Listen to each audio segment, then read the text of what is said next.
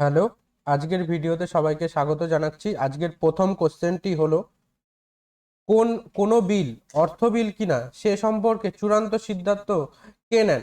প্রধানমন্ত্রী, রাষ্ট্রপতি, অর্থমন্ত্রী, স্পিকার। তাহলে এখানে বলেছে কোনো বিল অর্থ বিল কিনা সে সম্পর্কে চূড়ান্ত সিদ্ধান্ত কে নেন?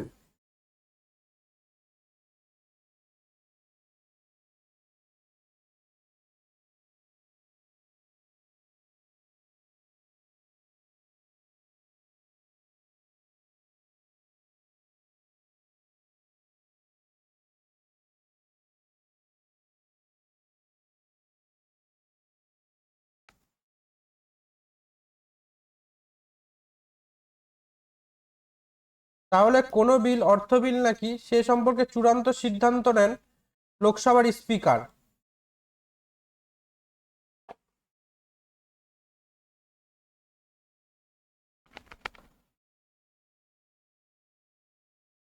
নিচের কোনটি ভারতের দীর্ঘতম সেচ খাল? যমুনা খাল, সিরহান খাল, ইন্দিরা গান্ধী খাল, উচ্চবাড়ি দোয়াব খাল।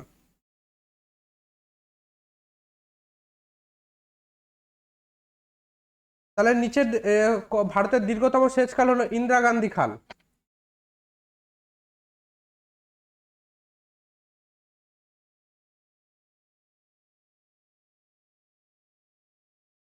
তাহলে পরবর্তী কোশ্চেনে যাওয়া যাক।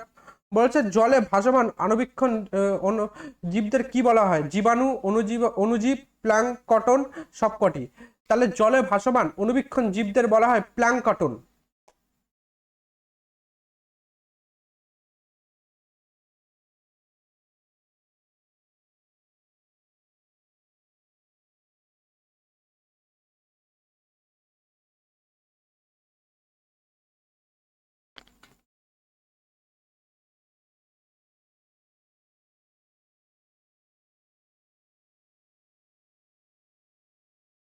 তার পরের কোশ্চেনে যাওয়া যাক। বলেছে রাওলাট আইন কবে পাস হয়? 1905, 1909, 1919, 1929। তাহলে রাওলাট আইন কবে পাস হয়? রাওলাট আইন পাস হয় 1919 সালের 21শে মার্চ। 1919 সালের 21শে মার্চ রাওলাট আইন পাস হয়।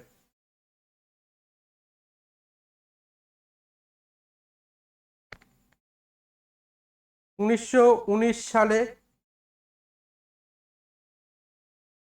21শে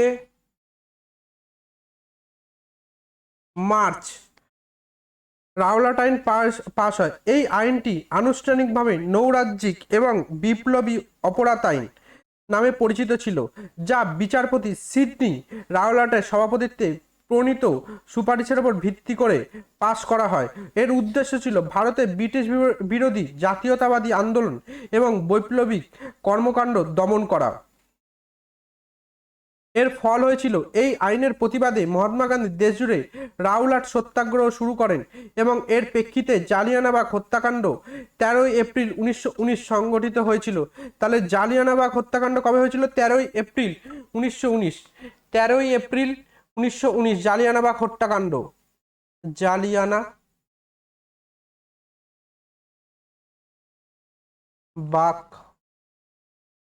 হত্যাকাণ্ড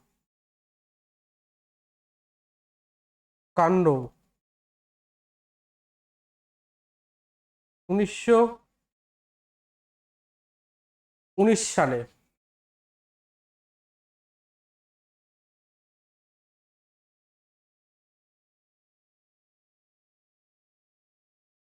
13ই এপ্রিল। তাহলে পরবর্তী কোশ্চেনে যাওয়া যাক।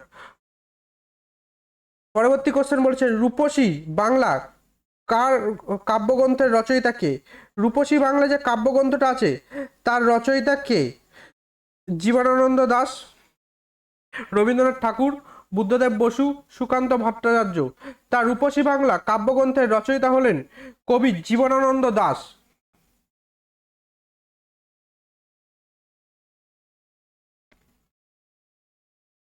এটি তার মৃত্যুর পরে 1957 সালে প্রকাশিত একটি জনপ্রিয় কাব্যগ্রন্থ, যাতে বাংলার প্রকৃতির রূপ তুলে ধরা হয়েছে। রচয়িতা জীবনানন্দ দাশ। প্রকাশকাল 1957 সালে, তার মৃত্যুর পরে।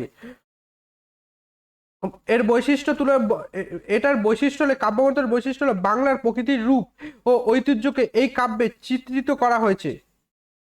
জীবনানন্দ দাশকে রূপসী বাংলার কবিও বলা হয়।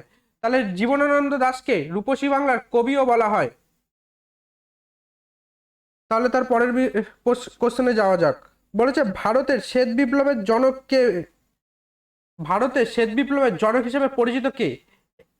এম এস স্বামীনাথন, ভার্গেস কুরিয়েন, রাজেন্দ্র সিং, বলবন্ত রায় মেহতা। তাহলে ভার্গেস কুরিয়েন ভারতের শ্বেত বিপ্লবের জনক। ভারতের শ্বেত বিপ্লবের জনক ভার্গিস কুরিয়েন। আর এম এস স্বামীনাথন ভারতের সবুজ বিপ্লবের জনক। সবুজ বিপ্লবের জনককে এম এস স্বামীনাথন।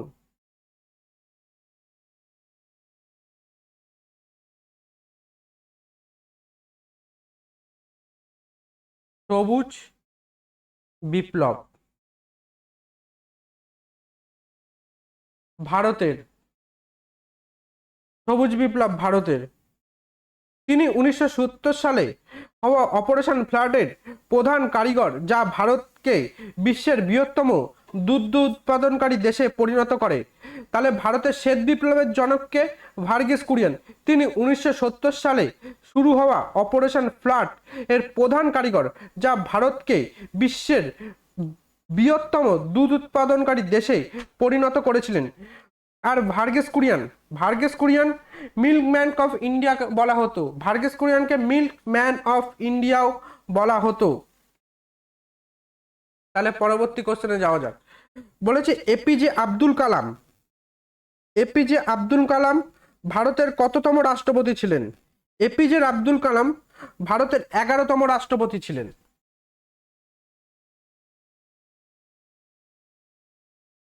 তিনি 2002 থেকে 2007 সাল পর্যন্ত ভারতের রাষ্ট্রপতির দায়িত্ব সামলেছেন। 25শে জুলাই 2002 থেকে 2007। 25শে জুলাই 2002 থেকে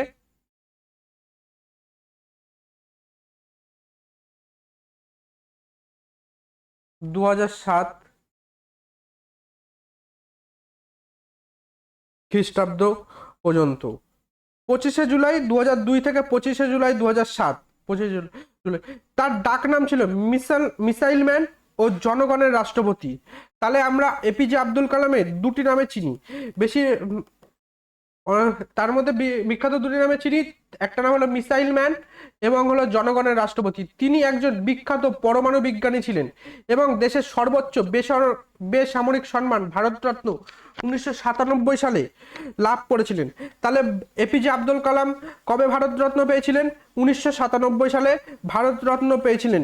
ভারতরত্ন একটি কেমন সম্মান? বেসামরিক সম্মান। দেশের এটি আমাদের ভারতবর্ষের সর্বোচ্চ বেসামরিক সম্মান। তাহলে পরবর্তী কোশ্চেনে যাওয়া যাক। ভারতের প্রথম শিল্পনীতি গ্রহণ করে 1948, 1949, 1987, 1963। 1948 সালে 6 এপ্রিল ভারত সরকার তার প্রথম শিল্পনীতি গ্রহণ ও ঘোষণা করে। 1948 সালের 6 এপ্রিল।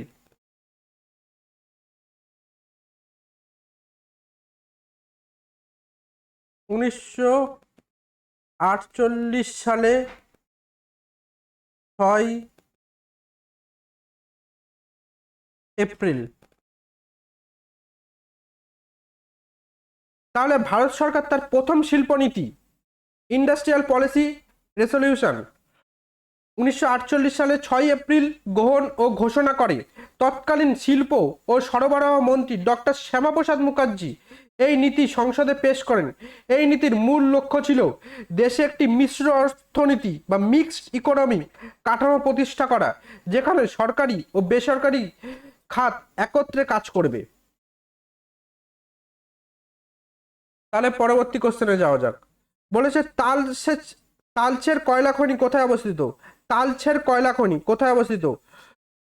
পশ্চিমবঙ্গে, ঝাড়খণ্ডে, উড়িষ্যায়, উত্তরপ্রদেশে। তাহলে তালচের কয়লা খনি এটি উড়িষ্যা রাজ্যে অবস্থিত, অঙ্গুর জেলা। উড়িষ্যা রাজ্যের অঙ্গুর জেলাতে অবস্থিত। জেলা অঙ্গুর জেলা। অঙ্গুল।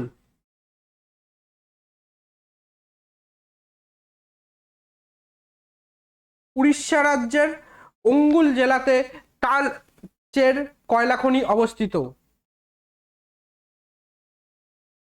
তাহলে তার পরবর্তী কোশ্চেনে যাওয়া যাক। টোডরমল কোন বিভাগীয় মন্ত্রী ছিলেন? কৃষি, অর্থনীতি নিরাপত্তা প্রধানমন্ত্রী। তাহলে টোডরমল একজন অর্থনীতি বিভাগে মন্ত্রী ছিলেন। টোডরমল রাজা টোডরমল মুঘল সম্রাট আকবরের রাজত্বকালে রাজস্ব বা অর্থমন্ত্রী ছিলেন। তিনি আকবরের দরবারের বিখ্যাত নবরত্নের অন্যতম একজন সদস্য ছিলেন। টোডরমল ভূমি রাজস্ব ব্যবস্থা সংস্কারের জন্য সর্বাধিক পরিচিত। বিশেষ করে 1580 সালে প্রবর্তিত 10 সালা বা জাবদি ব্যবস্থা তিনি মুঘল সাম্রাজ্যের অর্থনীতি হিসাবে কাজ করেছিলেন। তাহলে তার পরবর্তী কোশ্চেনে যাওয়া যাক। বলেছে নিচের কোন গ্রহের কোনো উপগ্রহ নেই? শুক্র, মঙ্গল, শনি, ইউরেনাস। তাহলে শুক্র গ্রহের কোনো উপগ্রহ নেই। তাহলে পরবর্তী কোশ্চেনে যাওয়া যাক। বলেছে কোন ধরনের মাটি মহারাষ্ট্রের বেশিরভাগ অঞ্চলকে আবৃত করে? বলেছে কোন ধরনের মাটি মহারাষ্ট্রের বেশিরভাগ অঞ্চলকে আবৃত করে? রেগুর মাটি, লাল মাটি, ল্যাটেরাইট মাটি, পলি মাটি। তার রেগুর মাটি, যাকে আমরা কৃষ্ণ মৃত্তিকা বলেও চিনি, রেগুর মাটি বা কালো মাটি।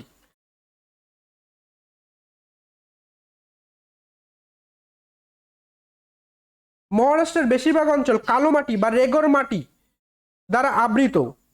রেগুর মাটি দক্ষিণাত্য মালভূমি অঞ্চলের অন্তর্গত হওয়ায় মহারাষ্ট্রের সিংহভাগ এলাকা, বিশেষ করে নদী উপত্যকাগুলো এই উর্বর কৃষ্ণ মৃত্তিকা বা রেগুর মৃত্তিকা দ্বারা আবৃত থাকে, যা তুলা চাষের জন্য উপযোগী। তাহলে রেগুর মাটি কি জন্য উপযোগী? তুলা চাষের জন্য উপযোগী। তাহলে পরবর্তী কোশ্চেনে যাওয়া যাক। বলেছে শুঙ্গ বংশের শেষ শাসক কে ছিলেন?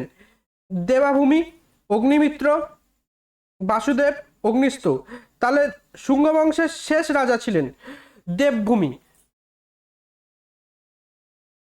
বা দেবাভূমি। শুঙ্গ বংশের শেষ শাসক ছিলেন দেবভূমি। শুঙ্গ বংশের শেষ শাসক দেবভূমি। তিনি ছিলেন একজন দুর্বল ও ভোগবিলাসী শাসক। প্রায় 73 থেকে 75 খ্রিস্টপূর্বাব্দের দিকে তারই মন্ত্রী বাসুদেব কান তাকে হত্যা করে শুঙ্গ বংশের অবসান ঘটান এবং কান রাজবংশ প্রতিষ্ঠা করেন। তাহলে দেবভূমির যে মন্ত্রী ছিল তার নাম কি ছিল? বাসুদেব কান। সে তাকে হত্যা করে তার সিংহাসন নিচ্ছে, আর একটা নতুন বংশের সৃষ্টি হচ্ছে। সেই বংশটার নাম কি? কান রাজবংশ।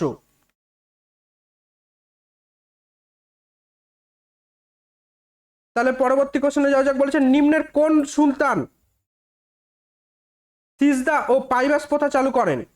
গিয়াসউদ্দিন বলবন চালু করেন। দিল্লি সুলতান গিয়াসউদ্দিন বলবন তার দরবারে সিজদা ও পাইবাস প্রথা চালু করেন। সিজদা মানে নত জানু হয়ে প্রণাম, আর পাইবাস মানে সুলতানের পায়ে চুম্বন করা। এই দুটো প্রথা চালু করেছিল গিয়াসউদ্দিন বলবন।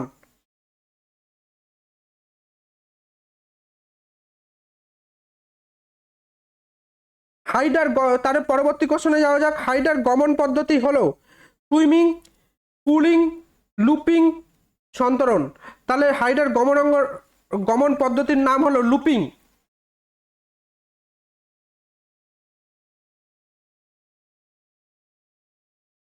এক বাইট মানে কত? 8 বিট। এক বাইট মানে 8 বিট।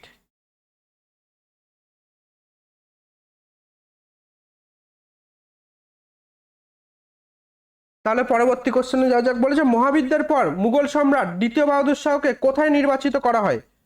শ্রীলঙ্কা, আন্দামান, রেঙ্গুন, থেম্পু। তাহলে মহাবিদ্যার পর মুঘল সম্রাট দ্বিতীয় বাহাদুর শাহকে রেঙ্গুনে নির্বাচিত করা হয়। রেঙ্গুন। তাহলে পরবর্তী কোশ্চেনে যাওয়া যাক। বলেছে নিচের কোন বায়োস্ফিয়ার রিজার্ভটি মেঘালয় রাজ্যে অবস্থিত? সিমলিপাল, দিহং ডিবং, নকরেক, শেষাচলম। তাহলে নকরেক বায়োস্ফিয়ার রিজার্ভটি মেঘালয় রাজ্যে অবস্থিত।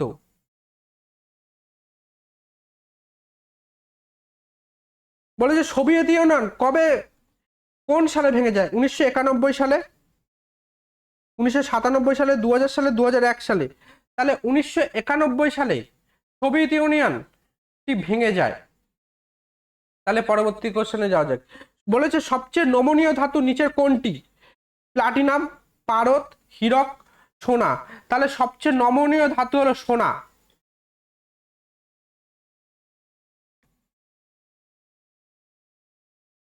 তাহলে আজকের মতো ভিডিওটা এখানে শেষ করছি, দেখা হচ্ছে পরের ভিডিওতে।